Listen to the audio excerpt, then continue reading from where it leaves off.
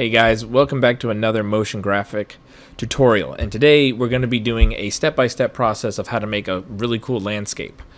I'm going to break it down into basically 9 parts, which is going to be scene scale, creating the ground, trees, part 4 will be grass, part 5 water, part 6 environment, part 7 rendering, part 8 compositing, and part 9 color correction to get our final image.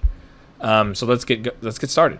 First thing I like to do is I like to create a figure. This guy is an average height of a human, and it's going to help us create the scale, right? Because the scene scale is what's going to really help sell this.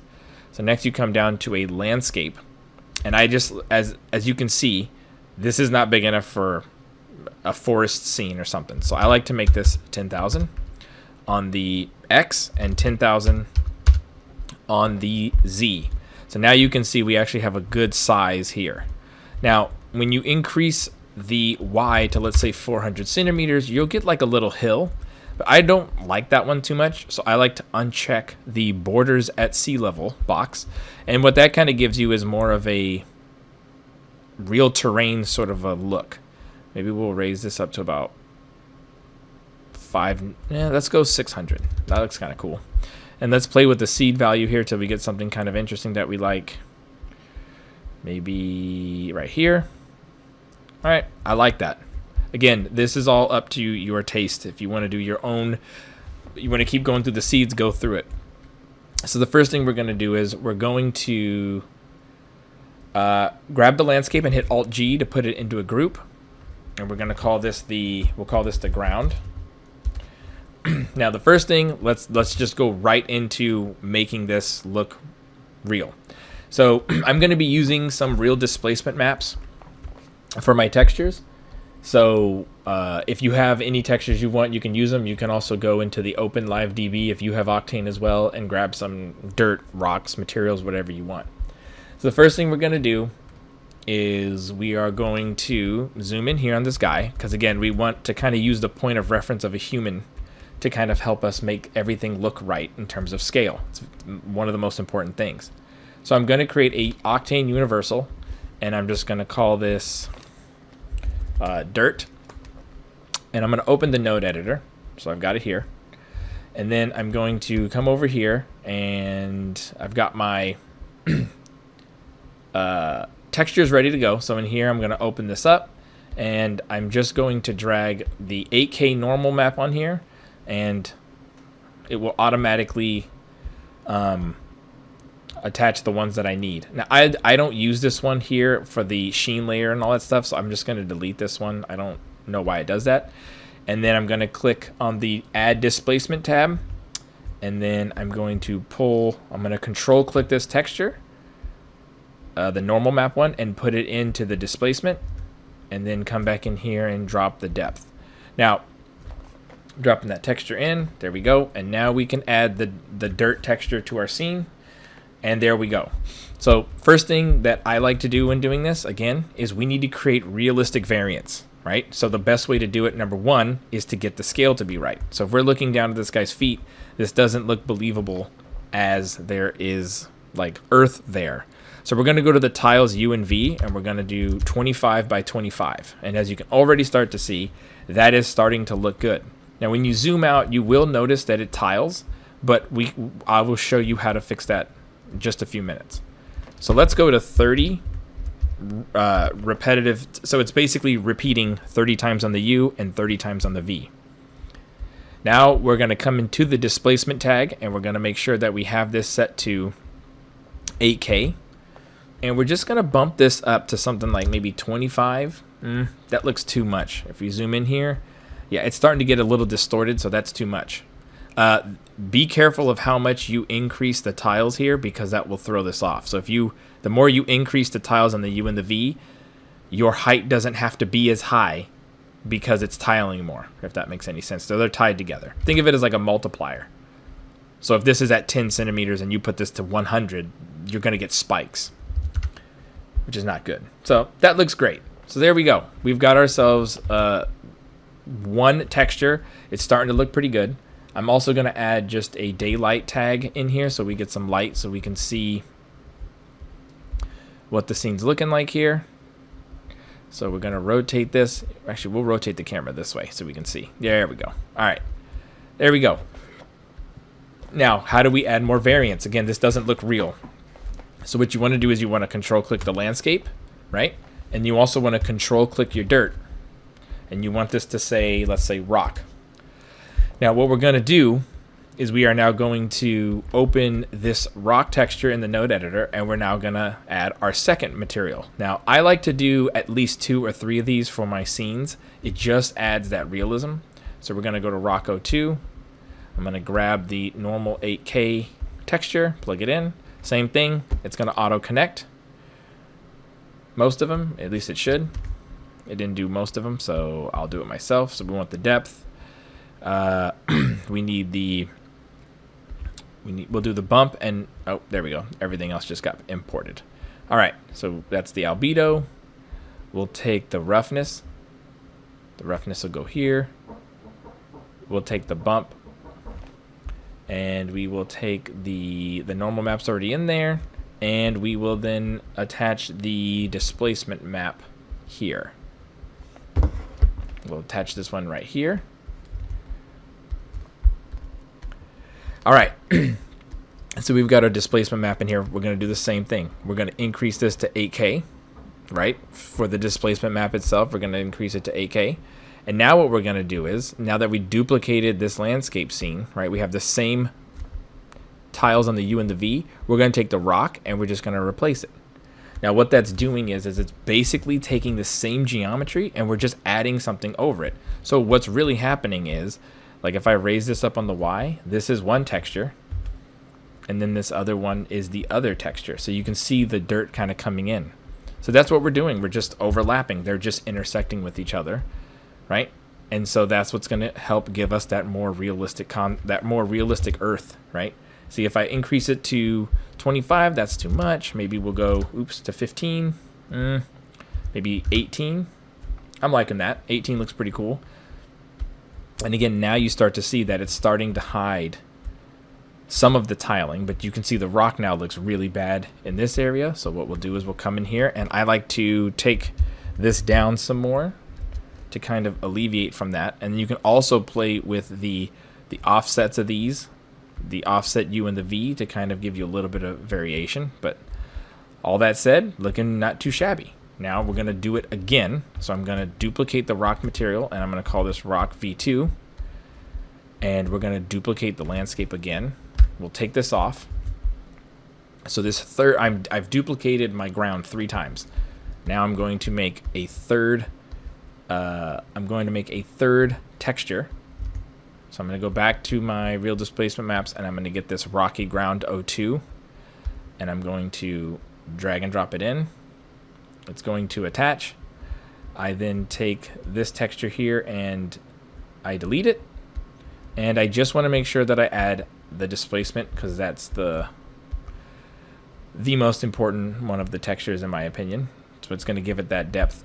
So we're going to increase it back to 8K, and we're going to apply this to the scene. Again, we need to kind of up the tiles, so we're going to go maybe for this one, let's try 20 and 20.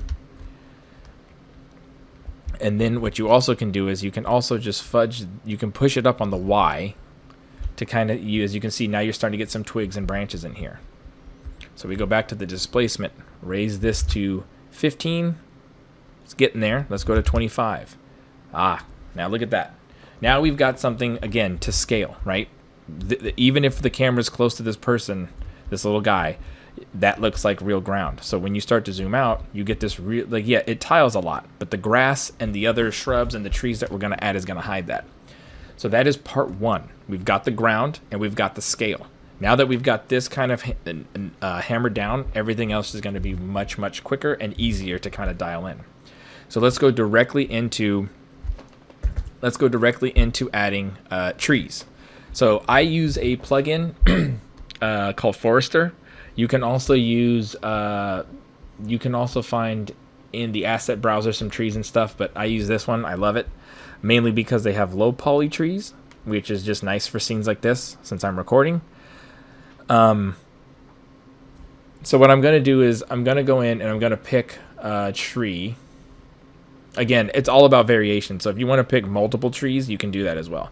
I'm going to pick this one just because it looks interesting. And you can already see, look at the size of that tree, right? It's huge. So we're going to pick that tree. We're going to go down to the Octane, and we're going to do summer. And we're going to hit add materials. So there we go. Our tree's done. We've got that done. Awesome. Trees in the scene, right? As the tree's in the scene, as you can see, that's the scale of the tree in the scene. So again, now you can see that, like, okay, over the whole scale of the scene, we can maybe put like 60, 70 trees in here, and it'll look pretty real. So the first thing before I do that is I want to work on the leaves. So I'm going to hide my ground stuff for now. I'm going to Alt-G, group this thing, and call this my trees layer.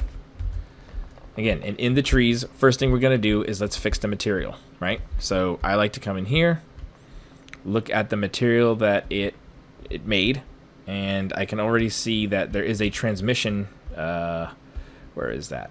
The transmission is right down here. This is the transmission, right? It's going into the transmission. I always like to do a simple thing. It's just a little bit of a color correction in here. And I like to switch the hue up to maybe get something different. As you can see, if I ramp up you can almost see it's starting to have like a weird cut, like a purpley color in there. And I just like to give it a little bit more of a yellowy color. And again, you can play with the gamma to get a little bit brighter. So it's just doing a little bit of color correction on that.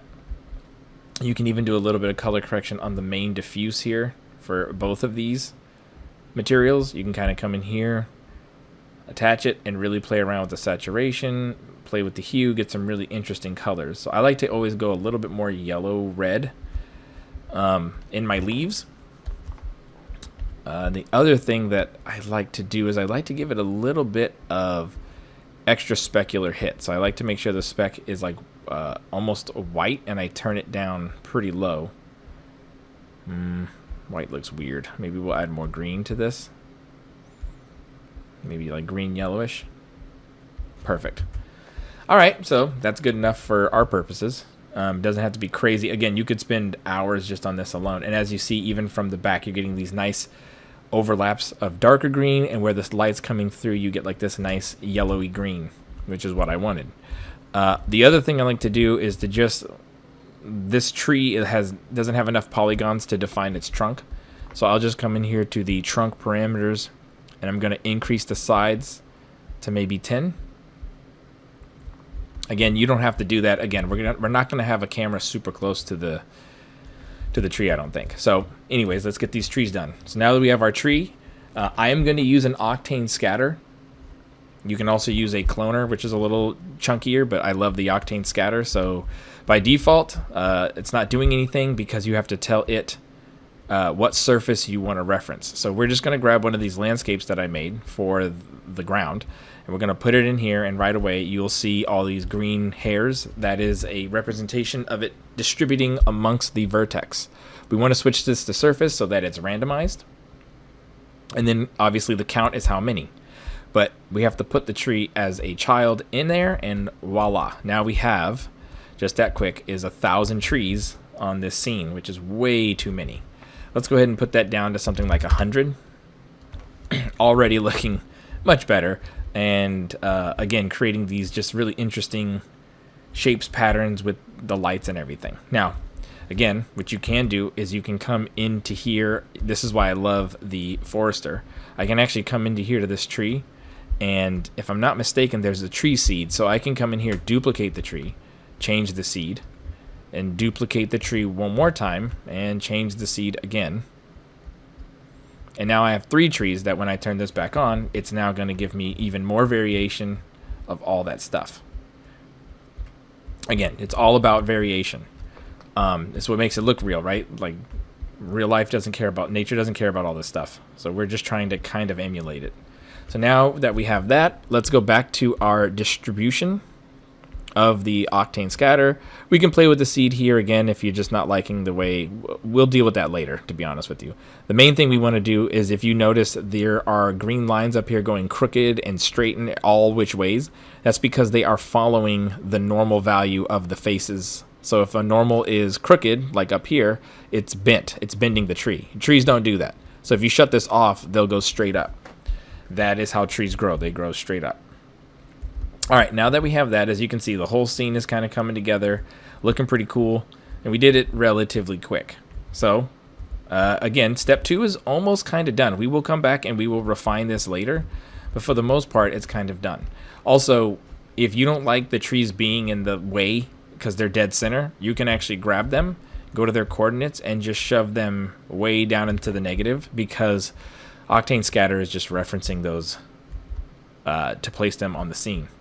All right, so now we've got our trees, we've got our ground. Now we're gonna go into basically part 4 is kind of like the trees. It's just grass, but it's the same concept. So let's do, again, we're gonna hide the trees for now. So just so we can really focus and save some GPU power here. We're gonna go back to the extensions. We're gonna hit up Forester. Right, I'm gonna go to the multiflora. So this one has all their grass and stuff. So I'm just gonna pick again wild grass patch. I'm gonna Alt G, click it, put it into its own group, name it grass, and again, same thing. I'm going to also add a Octane Scatter. I'm gonna put it in here, and we're gonna put this in. We're then gonna grab the same landscape. And there we go. We can already see that the grass is being distributed amongst the vertices of the ground, but we wanted to change that to surface. Now, the only difference is we do not want to change the normal align. We want that to be 1 so that the grass is growing, and 1,000 is not going to cut it. So what we're going to do is we're going to just ramp this completely up. And there we go. We have our grass. I'm going to do the same thing for the material, but in this case, since this one doesn't come in as an Octane material, I'm going to select the grass, materials, I'm going to convert it, I'm going to Alt and drag and replace the old one, and I'm going to put it on universal. I'm going to come into the specular, lower it.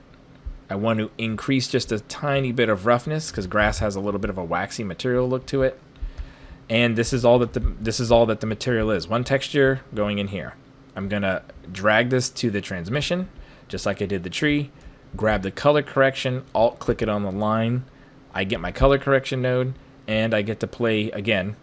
As I start to switch these, you start to see the different, the more interesting colors come out. Again, I like to kind of stay into the warmer values of the transmission.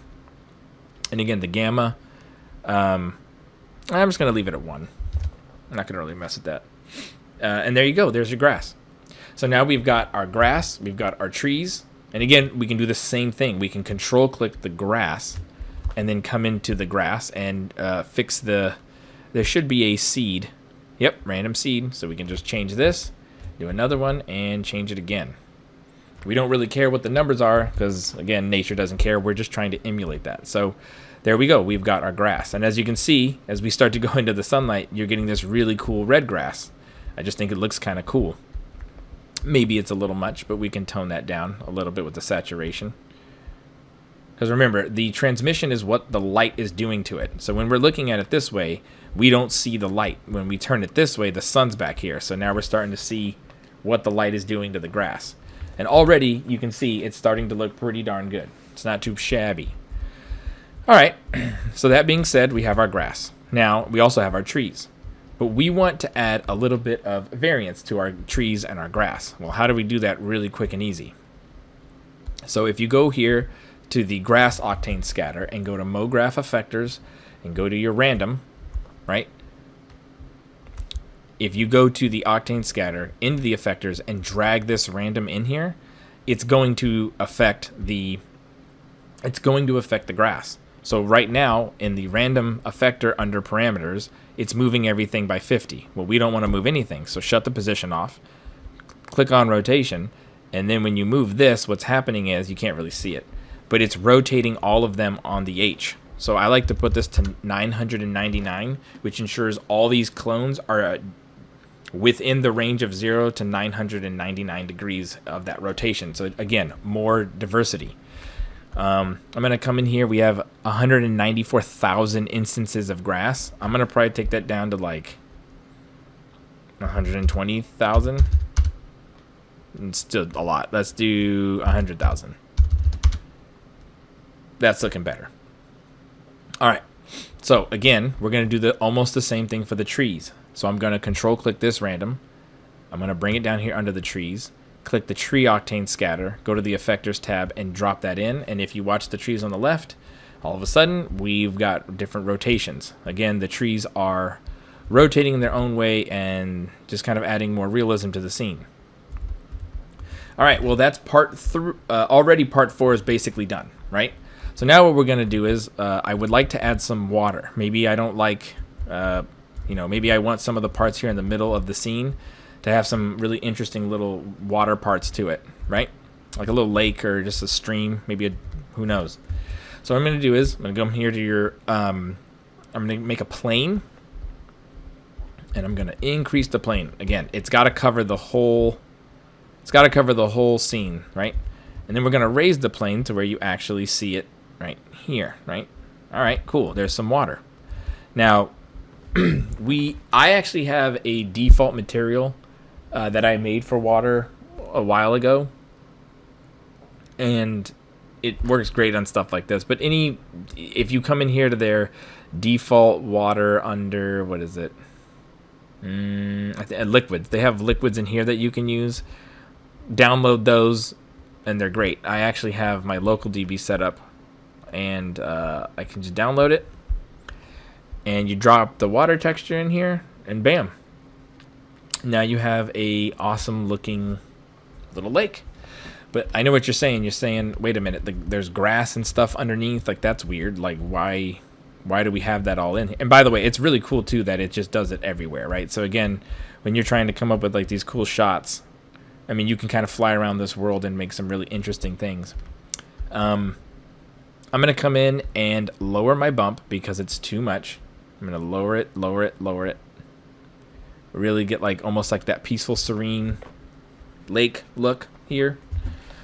So if I hide the trees, we're going to see what's happening. Again, the grass is going underneath this. So if we go under the water, the grass is in here. Well, we don't want that. Well, how do we get rid of it? Relatively easy, and we're going to do the same technique again for the trees as well. But first, let's do the grass. If you come in here and you do a MoGraph effector plane, so just a plane effector, you put it into the grass group, and you go to your Octane scatter for the grass, and you put the plane in. Again, it's saying by default to raise it 100 on the Y. Well, we don't want that. All we want is the scale. We're going to tell this plane effector to negate the grass. So if I put -1 in the scale, the grass all disappears. Then we're going to come in here and say, I want a linear field. So already you can see what's happening. This thing is driving the distance between 0 and 1. So the smaller length I put in here, you get a harsher line between what is grass and what isn't, right? So if I extend this, you get more of a gradient where the grass is scaling down to 0. We want this to be relatively small, maybe like 11 centimeters. And then if we then change the orientation to -Y, where I put this, hold up, yeah, when I scale it up, it's actually going by the height of on the Y, and it's so in other words, if you look at like this from the side and I go up, the grass disappears. So we want to put this right at the edge of the water, and then we can increase the distance of it again so that, you know, sometimes grass grows in water, who knows. And there we go. Now we have all of our water on all the scenes here. The grass stops before it gets, the grass will stop before it gets into the water, which is what we want, right? I'm actually going to add more grass. It looks a little, I'm going to do 135,000. There we go. All right, we're going to do the same thing now for the trees. So I'm going to take this plane. I'm going to copy paste it down here. And remember, it's got the same information. The only difference is we're going to put this into the effectors tab of the tree. And again, same thing will happen. The trees near the water will disappear because they get canceled out to 0. Although this one looks like it's still there. Again, for the trees, we probably want less of a fall off because we don't want small trees in there. So we're just going to do that. And now you look where the water is, the trees aren't there anymore. So again, keeping it really simple and really clean. Well, now that we have our scaled ground, the ground itself, the trees, the grass, and the water, now it's time to just do the environment, right? So right now what I'm going to do is I'm going to switch it to my preset that I use for my daily renders, which is 2000 max samples, 16 diffuse. I like to use ACES tone mapping, and I also like to, at this point, start adding cameras in and seeing how I can get a cool composition. So we're going to put this water into another group. We're going to call this water, right? Yeah, so we're almost there. So now that we're in path tracing mode, the light is going to look a lot different. We're going to get much more transmission of things. So what we really want to do is just, again, find something that looks good to us. And the best part of it is creating a camera and flying around your scene trying to find something that looks interesting. So the first thing I like to do is come down to my Octane camera, go to the thin lens tab, and go to realistic lens. These are, I love these. I like to kind of stick with the 35 millimeter lens, and already you can start to see that it's just kind of, it's working, it's doing its thing. So yeah, let's just I'm gonna fly around and try to find something that's kind of interesting in this scene. I'm really liking, like, over here, like on the water, it just looks kind of peaceful to me, kind of cool. I'm going to tilt the camera up, and let's go ahead and, again, play with our lights. And again, now you can see when we do like a dusk, you can really see that transmission of the trees looking really awesome, looking really cool, that red color that I added in there. So we're going to do something like this. Again, it doesn't have to be perfect. I used to think all this stuff had to be perfect. It doesn't. So I'm going to put the sun intensity rather high, and I'm going to keep the power at 1. I'm going to go 2.2 for the intensity. And then sky turbidity, which is kind of like particles in the sky, I like to put this up to like 8.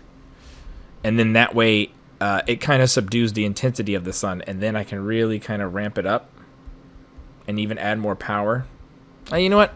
Today I don't want to do that. I'm going to leave the sky turbidity down, and I'm going to lower the sun's intensity, because I'm going to put some fog in here. And then let's play with the north offset. Oh, I like something like this, where the water is almost in partial shade due to the trees. And again, the sun size here, I'm going to go really small so that the shadows are more crisp. Let's see. Yeah. All right, so now let's go back to the camera, and if I'm going to right click and go to rigging and add a protection tag so it doesn't move anymore. I kind of like this look. I'm going to come in here to the depth of field, and it's on autofocus. I like to uncheck that, and I am going to use our little character guy as the focal point, and I'm going to increase the f-stop. I don't really want anything out of focus. I want everything to be in focus, so I'm going to increase my f-stop so that everything's in focus, and I'm going to now start adding our resolution that I want. So I'm going to come in here to the renderer. I'm going to click Octane, and I'm going to add in the resolution of 2048 by 858. This is like a very wide resolution, very cinematic. So now we've got this, right? I'm liking the way that this all looks. But it's very bright. But the way to combat that is to add fog. So the thing I like to do is save your scene, obviously, and go to objects, and I like to add the fog volume. Now, I do have a fog preset, but I just wanted to show you guys that you can literally just click the random cloud option here and get some awesome results. So by default, I do that, and it's very high, right? So if you go, I'm going to shut the trees and the grass off, because again, we're just worried about fog at this point. We don't really care. We don't need all that other stuff. Just might crash our machine right now. So it's way too high. So I'm going to go ahead and put this at like 3,000 centimeters high, and I'm going to increase. I'm going to pull it up to the top, and I'm going to try to pull. I want the fog to go across the entire scene for the most part, so we're just in it. So, and an important thing I like to make sure is that the top box of the volume is out of our viewport. That being said, all you have to do is now, go into the medium tag, click the volume and the density, just take it down to like 1.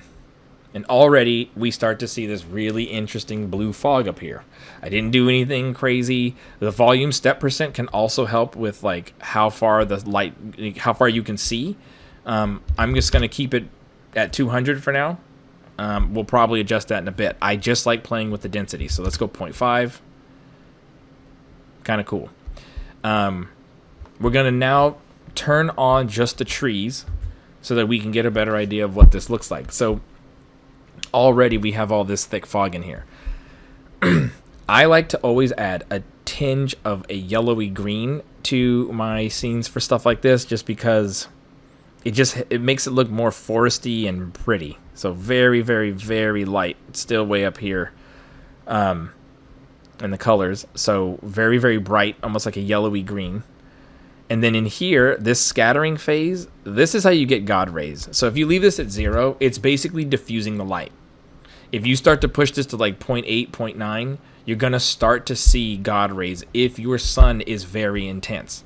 So if I start ripping this up, like the sun intensity, and I start playing around with where it's shining, you will start to see some of those like God rays start poking through here in a bit. I think it's still too, the volume is just too thick. So let's just keep pushing this down to 0.2.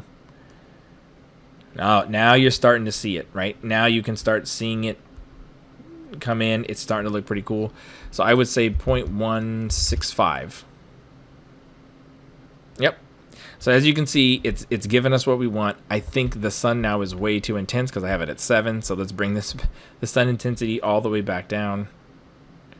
And again, now we're starting to get this really cool scene where the foreground's dark. I like the way the light is kind of hitting in the middle, right? It's just looking really nice. The trees are looking good. Everything's looking really pretty solid. The water looks great. So let's now add back in our grass. And again, as you add more of this stuff in, it just becomes, it's kind of like a painting. You just kind of play around with stuff. I like this scene. I'm just going to start altering some of the camera stuff in here, just for personal reasons. I'm going to tilt the camera up a lot more. And then I'm going to drop it as low as I can before we hit water. Maybe drop this to 7 degrees. Yeah, something like that. And again, the best part about this is if I don't like the way these trees are looking, I have options to go in for all this stuff to change the seeds, where the trees are, what they look like, the trees themselves, the seed. We can really start to play with some cool stuff. So I'm just going to keep cycling through here and see what we get. Sometimes you'll get good ones, sometimes you won't. Oh, there we go. I kind of like this. I kind of like this one a lot. Let's just try a couple more. Ooh, this one's nice. Let's see. Nope. I really... This is what's hard. When you get to this point, it's just fun. You're just clicking some buttons and numbers, and you start getting these really interesting compositions, and it's hard to make a choice sometimes. I like this one. I'm also going to increase this to about 125. I'm going to add more trees. Again, just to kind of give it some more... I want more differences, I think, in the... I want more highlights and shadows, so I need more trees to help me get that. Now, I think I found it. I'm liking this one a lot. All right, so we've got this now. And here's one more trick, right? I love the composition of what this is. I just don't like how it's too much in... It's not enough shadow for me in the foreground. I always liked my foregrounds to be shadow. So I'm going to put the protection back on my camera. And if I select my camera and go to my primitives and control click my plane, it'll be right at my camera, right? It's on the camera. Then what I do is I like to extend this out, put this in front of my camera, and then raise it up. So I'm going to basically create shadow where there is none on purpose, so that my camera is in shadow. So I'm going to do this. And you'll see what I'm saying in a minute here. Hold on. So like if I start to put this out in the lake and really start to extend this out, if I come in here, add a diffuse material, make it jet black. I don't want any light bouncing off this. I want this plane to be, yep, like that. Then what I can do is I can right click the plane, go to my extensions, add an Octane tag, come into the visibility, and turn the camera visibility off. Now, no, it still looks weird, but you'll see. It'll make sense. We push this back a little bit. We can raise this even higher. And we're also going to flatten this out. For some reason, it is tilted at 7 degrees from the camera. And again, you can start to see even over here, again, blocking this darker area here, that this is what I want. I want more contrast. So this plane is giving me exactly that. And you don't see it. So it works. You can also come in here if you want and uncheck the visibility, but that's actually going to let more light in. So I like to keep this up and make sure the shadow visibility is on. You also want to make sure that it's not being reflected anywhere, which it's not right now. Yeah, so I'm really happy with this. So let's move on to the next, right? Rendering. Let's go in here and start playing with some of the values. So I'm going to come in here to my imager for the scene. I'm going to probably lower it a little bit, my exposure.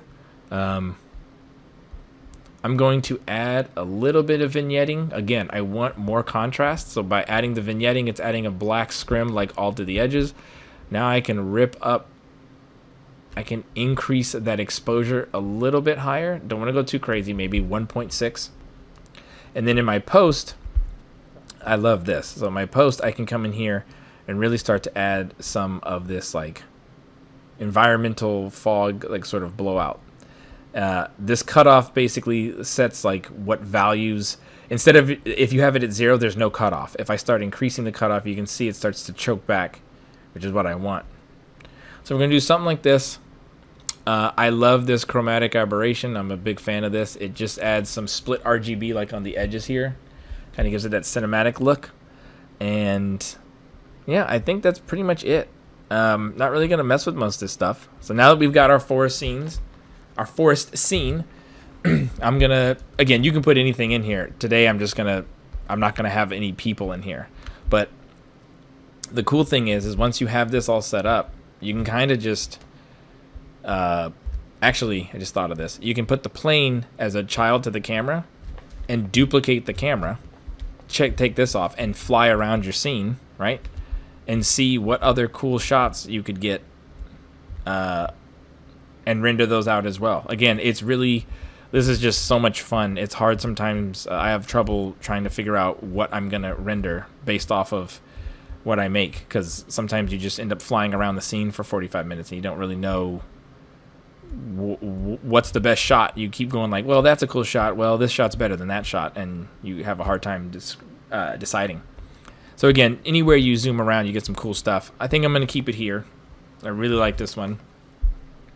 I'm also going to come back into the volume, and I'm just going to play around with what happens if I don't have as much scattering phase. You see it's more concentrated here versus like being dispersed. And then I'm going to put this just real quick back to 0.5. No, 0.2. Yeah, I think 0.2 is it. 0.2 is it. The last thing I'll do is I like to change sometimes my daylight model. I like to use the Hosek Wilkie. It just kind of, it just adds more, it gives it more green, maybe a little bit more blues, and it's just much darker. And again, that contrast is kind of what I'm chasing. I want it to look high contrast. So I'm going to come back into the imager, and I'm just going to rip that up a little. You know what? I'll leave the contrast to 1.8, and then I'll increase the sun intensity to 4.5. Let's go 5.5. Yeah, this is what I like. I like this. So that being said, we can go on to rendering. Again, I'm just going to do, for the sake of rendering time, I'm going to put this to 5,000. I have my resolution set. I'm going to double it to 4096 by 1716. And I'm going to come to the Octane render, go to the render AOV, select enable, 32 bits, save beauty, and again, just going to keep it pretty simple. I'm not going to do anything crazy here. And I'm going to check denoised beauty. I then will set this to my YouTube tutorial where it renders. 9-step landscape. I'm going to save that. And I will be right back as this thing renders, and we will finish up the last 2 steps, which is compositing and color correction. See you in a bit. All right, we're back. Image is done rendering. Let's take it into After Effects and finish this up. You know, now that I look at it, guys, I don't know how much compositing we're really going to do because it came out looking pretty solid. So we're just going to go in here, 9-step landscape, get our EXR. Create composition checked on, and open it up. Come in here to the assemble, and there it is. So even though I did a denoise, I always like to kind of just keep the noise in on the regular beauty. It just makes it look like an actual photograph, and I really I like that a lot. So honestly, with this, I mean, because I didn't really render out like different passes of a bunch of stuff, I think the best thing to do is to just kind of go forward and go ahead and render this out as a Photoshop file, and just go straight to color correction, because again, I don't know why I said compositing. We're not really doing much. It's just straight from Octane, and it's looking pretty solid. So I'm gonna go straight from there. Save it here. And I like to do a lot of my final color correction in Lightroom. They just have some really nice things and some nice features. So if you've never used it, I'll kind of walk you through it real quick. This is Lightroom Lite, I believe. This isn't the real Lightroom. It's like a more, it's an overly simplified version of it, but I use it all the time. So anyways, this is our image. If you click this up here, these give you the the presets. And then inside of here, they even have a cool tab called recommended. So it kind of scans your photo and it goes through different types of images if you want to check these out. And they have like subtle, strong, you know, and this is from the Lightroom community, so other users have made these, which is kind of cool. But you can go in here to like bright and really see some of the different options you have. But my favorite are just in premium, right? You can go to stuff like spring and just kind of cycle through these and get something of like a base that you like, and then build from there. Actually, wait, there's one thing I forgot to do. Inside of here in the assemble, something that a lot of, like, for me, it took me a while to find this out, but basically when you do an image like this, if you want it to look really good on a TV or your iPhone, make sure that because by default we're in the Adobe Color Space Engine. No, that's OCIO. That's the wrong one. Where is it? Color Profile Converter. If you come here to your output, put it on Rec 709, and that's going to make it look really, really, really good on a phone. It's just, if you don't do this, it might look good on your computer, but it might not look that great when you put it on like a TV or something like that. So as you can see, when you put it in here, you can see what it's doing. It's kind of brightening up some of the shadows. We definitely want that in here. So I'm gonna replace the render I just did. I'm gonna replace that. Replace it. Go back to Lightroom. I will delete this one actually. Delete this photo. Re-import the Photoshop file. And yeah, let's do our final quick sort of color grading here. Cinematic's always a pretty good one too. Again, you can see it's just kind of giving you a launch pad of where to start. And now you can even see the God rays here in the middle. You can see them a little bit better, especially when there's more orange, more warmth put into the image. I'm going to try one more thing here. See which one just jumps out at me. I think I'm liking this one or the cinematic one. You know, I think I like this one. Yeah, I like this one. So I'm going to use this one as my base. Again, we do have a little option for grain. I like to add like a little bit, 18%. I already have a vignette on here, so I'm not going to add that because we already did that in Octane. Dehaze, that kind of takes some of the fog away if you look. I might add a little bit of it. Clarity, again, this makes it more like a painting. It's like less detail. This gives it more detail. So I'm going to probably go a little bit higher on the clarity. And then texture, again, I'm probably going to go a little bit higher on the texture just so that it looks a little bit more realistic and we keep some of that fine detail in there. So this is it at 100%. You can look. It's looking pretty solid. And I just like Octane. It just helps you get there pretty quick. You don't really have to do a ton of that stuff. So, yeah. Vibrance-wise, I think I'm going to leave it like that. The yellow. Yeah. Yeah, it's looking good. So I might just play with a little bit extra contrast. As you can see in the background over here in the corner, the highlights, I don't want them to be too high. I'm going to lower them down a little bit. Bring the shadows down.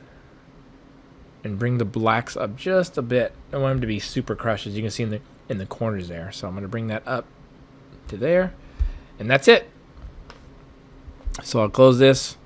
And oops. Yeah, and so now we have a finished image. So thank you guys for watching. Next time maybe I'll do something else. Maybe I'll do, instead of a landscape, I'll do another type of render. But yeah, I hope you guys enjoyed. I will see you guys next time. Later.